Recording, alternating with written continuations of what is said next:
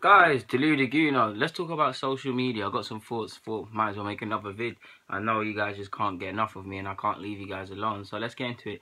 Now, there's many things to be said about social media. I'll talk about the positives.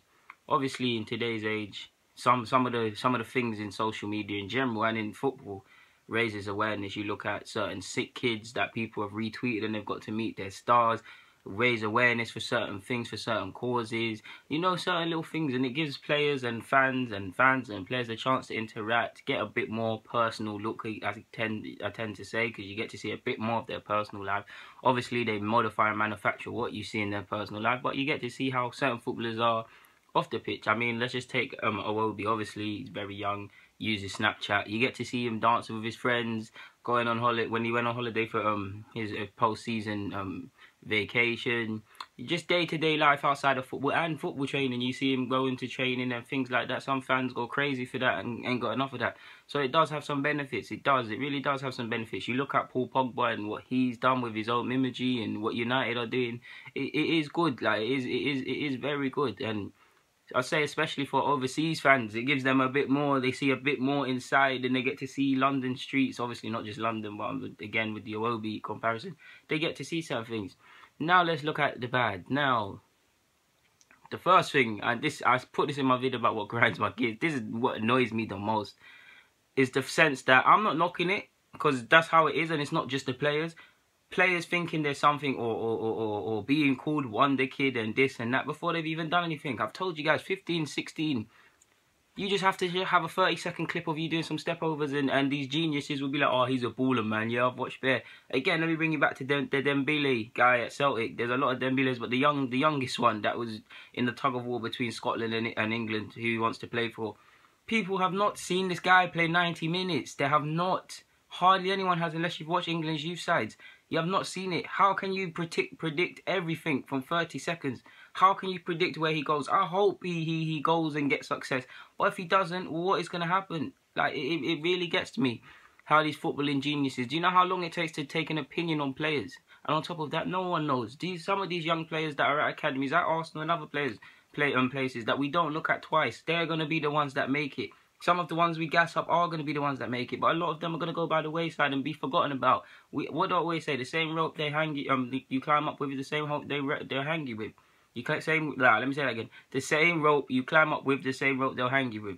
So we gas up these youngsters when they don't hit it, bang. Look at how many people say Dan Crowley. That's the best example on social media. Yeah, he's a wonder kid. You go on YouTube and just type in his name. I bet you see all sorts of next Jack Wilshere, comparing him to Jack Wilshere, showing all his little tricks and turns and set piece ability and his technical ability. Next one, the kid, this, that, and the third, and he did show it kinda, but this, that, and the third, calling this, that, and the third. Now it hasn't gone to plan. He hasn't made a competitive appearance for Arsenal. It's not all his fault, and he's now gone to Holland. I've spoken in depth about my feelings, but let's just focus on this example. These same people that were calling him this, that, and the other, and the next this and that, are saying he's a failed wonder kid, he's a failure, he's overrated, he's crap, he's this and the third. It really annoys me. It really annoys me. And on top of that, when I see 15, 16, 17-year-olds footballers being retweeted by fans that I say because they've DM'd them saying, oh, so and so amount of retweets and I know science and you can get a signed shirt and things like that. Inflated sense of importance. We know, again, with social media and the internet, everybody likes to look and research football and things, but not many people know the game, and they call players they have not seen play before or have not played more than 10 games at a decent level. Wonder kids, this, that, and the third, and it's just it's ridiculous, man. It is ridiculous. But let's move on from that. A second thing that annoys, well, I've said Bear's not really second, but another thing that annoys me as well is when I hear footballers saying, oh, I wasn't liking the abuse I got online, or the abuse on social media played a part in losing, and the abuse, basically, you know, when these players and these people use social media as an excuse. Whether you're a footballer, you're an actor, whatever, even me, because I get it. I'm not, of course, I'm not comparing myself to that. I get it. People in my comments all the time talking nonsense, like, oh, you really are deluded, you're this, that, you're crap, you're this, that, and the third. Obviously, from a human point of view, you have to be conditioned. We live in a society and we live in a profession. Well, daily football, this ain't a profession, but you get where I'm going. We're doing something there where criticism and being critiqued is fine. Being constructive criticism, that's all fine. A lot of it is just downright personal. And of course, I'm not knocking, I'm not saying it hurts. We're all human, we all got feelings. We move on from that. But if we go back to 04 or any of them previous times, can you really see Tony Adams Roy Keane, Vieira, Thierry, big personalities, Sol Campbell, massive personalities, people that have come from nothing. Of course, if social media was as massive as it was back then, if it was there back then at all, of course it would play a part. You've seen how Sol Campbell was treated at Spurs away, how he said he still to this day plays on his mind.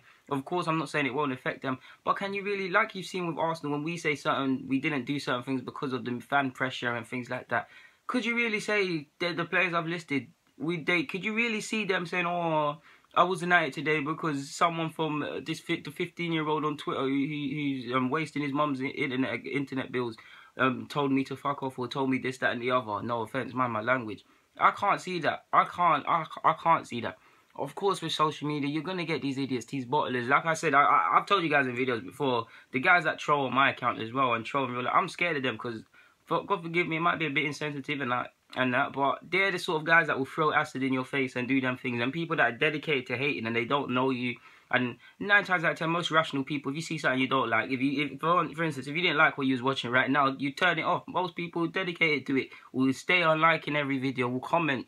They're very dangerous. And of course, with social media, of course, if you're a footballer or any profession, you're going to type your name in and look. But it's very important that you know when to rein it in.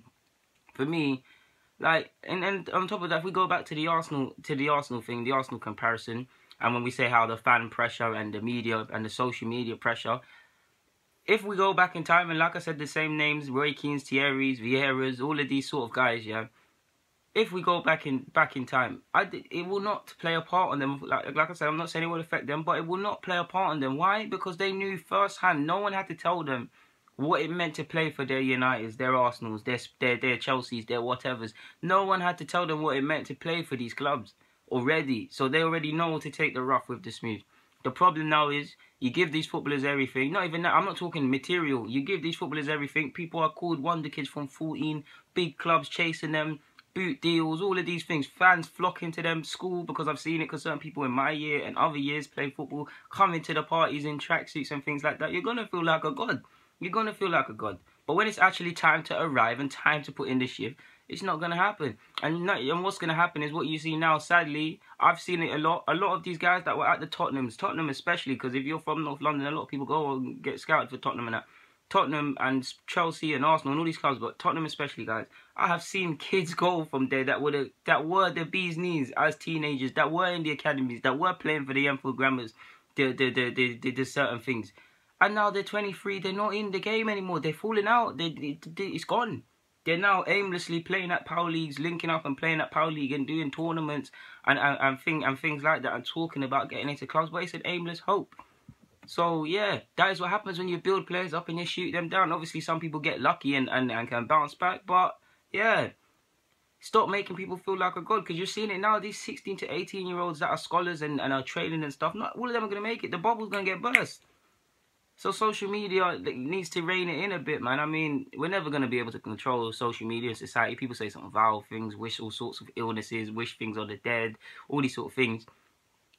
The only thing that's going to change is occasionally when people's IP addresses get found. But yeah, guys, Dilly Lagoon, just some thoughts on social media, to be honest with you guys. Just didn't know the purpose of this video. Sorry if I've gone off course. Yeah, guys, I'm signing out.